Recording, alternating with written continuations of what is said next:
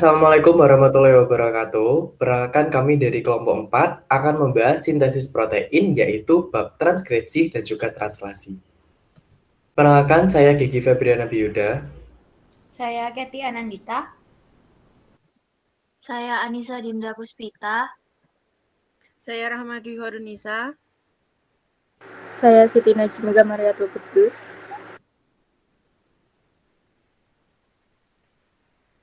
Pada kesempatan kali ini, kami akan membahas tentang pengertian transkripsi, proses transkripsi, pengertian translasi, proses translasi, dan juga perbedaan antara transkripsi dan translasi.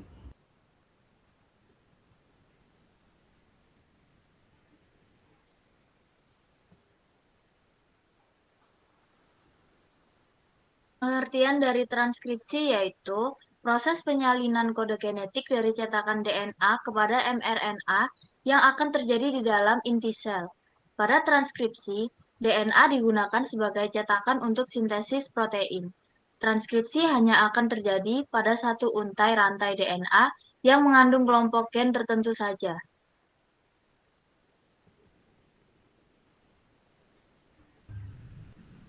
Selanjutnya yaitu proses transkripsi.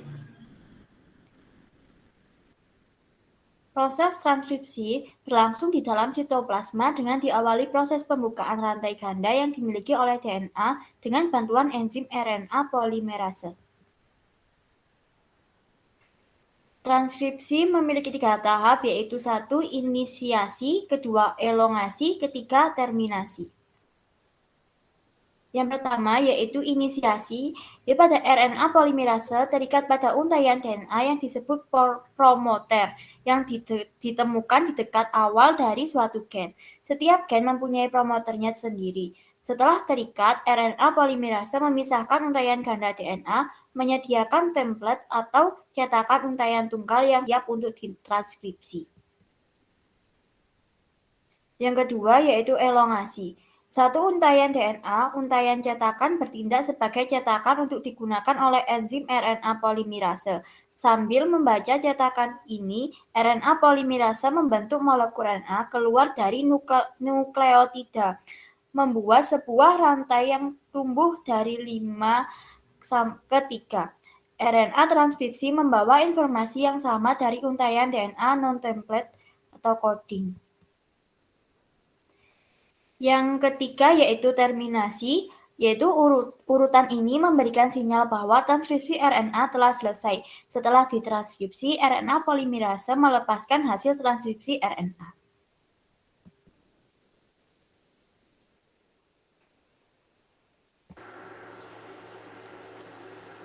Oke, selanjutnya pengertian dari translasi.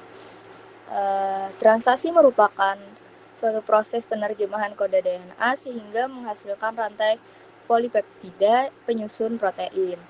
Hal ini yang harus kita ingat dalam translasi adalah pairing rules atau aturan memasangkan basa nitrogen.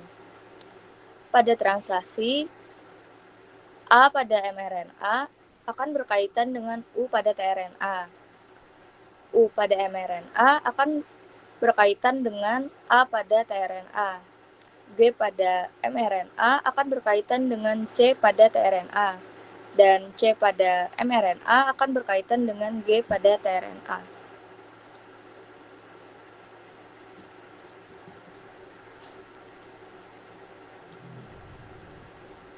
Oke, sebelum kita lanjut ke proses translasi, kita harus tahu dulu nih yang namanya triplet codon. Di sini ada yang namanya DNA template dari 3 aksen ke 5 aksen. Di bagian atas DNA template ini nanti akan terjadi proses transkripsi, di mana DNA untai ganda akan menjadi untai tunggal dan akan membentuk suatu mRNA. Yang dimana mRNA ini nantinya adalah pasangan basa nitrogen yang disebut dengan codon. Ada 3 pasang basa nitrogen yaitu UGG, UUU, dan seterusnya. Nah, kodon-kodon ini nantinya akan masuk ke proses translasi, di mana nantinya kodon-kodon ini akan berpasangan dengan antikodon dan membentuk suatu asam amino. Ada apa aja sih asam aminonya? Ada tripsin, leusin, vinil, dan lainnya sebagainya. Jadi pada triplet codon ini bisa dilihat pada tabel yang ada di samping. Di tabel ini ada beberapa yang sudah ditandai. Ada metionin yang kodonnya adalah AUG, yang dimana ini merupakan start codon. Dan di situ juga ada termination yang artinya stop codon. Ada 3, yaitu UAA, UAG, dan UGA.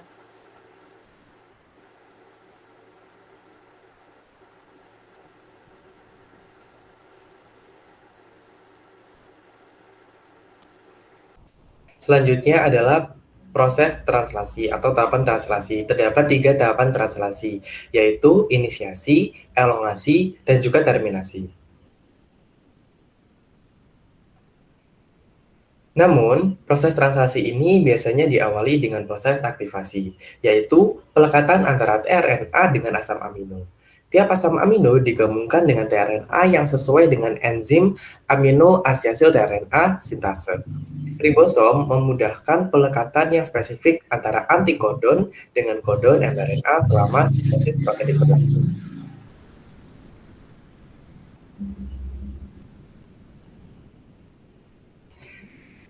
Selanjutnya kita masuk ke tahap pertama, yaitu inisiasi.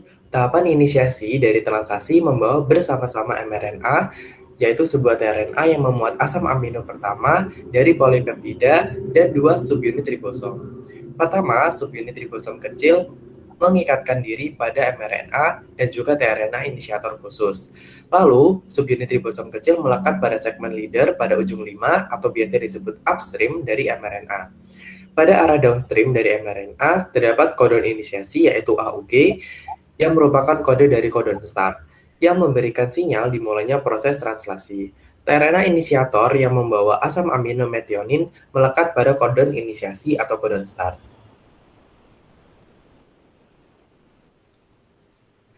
Yang kedua yaitu tahap elongasi. Pada tahap ini, kodon yang dibawa mRNA akan diterjemahkan menjadi asam amino. Setelah itu, masing-masing asam amino akan digabungkan oleh tRNA untuk membawa asam amino yang kemudian disusun menjadi protein.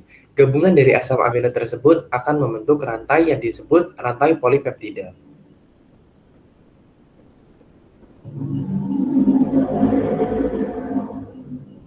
Tahapan yang terakhir yaitu terminasi. Tahap akhir translasi adalah terminasi. Elongasi berlanjut hingga kodon stop mencapai tempat A di ribosom. Nah, terdapat 3 jenis kodon yang berperan sebagai kodon stop, yaitu UAA, UAG, dan juga UGA. Kodon stop ini tidak mengkode suatu asam amino, melainkan bertindak sebagai sinyal untuk menghentikan translasi. Akibatnya, urutan asam amino dalam bentuk polipeptid. Kompleks ribosom juga terpisah antara ribosom subunit kecil dan juga ribosom subunit besar yang digambarkan pada gambar berwarna ungu. Akhir dari translasi akan terbentuk urutan asam amino dalam bentuk polipeptida. Selanjutnya, kumpulan dari beberapa polipeptida akan membentuk protein.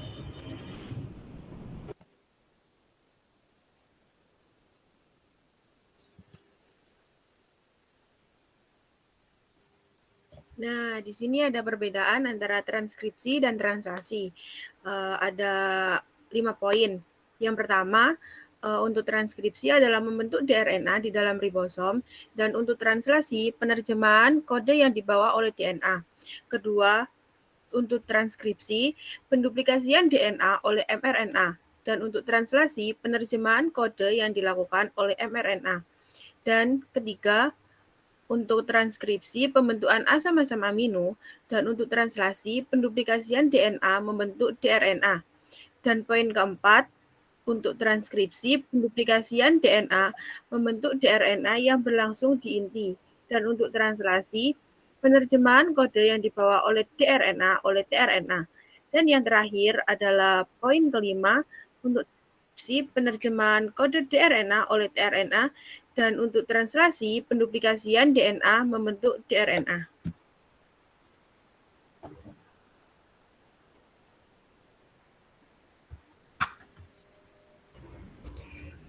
Sekian presentasi dari kelompok kami. Mohon maaf apabila terdapat kekurangan. Wassalamualaikum warahmatullahi wabarakatuh.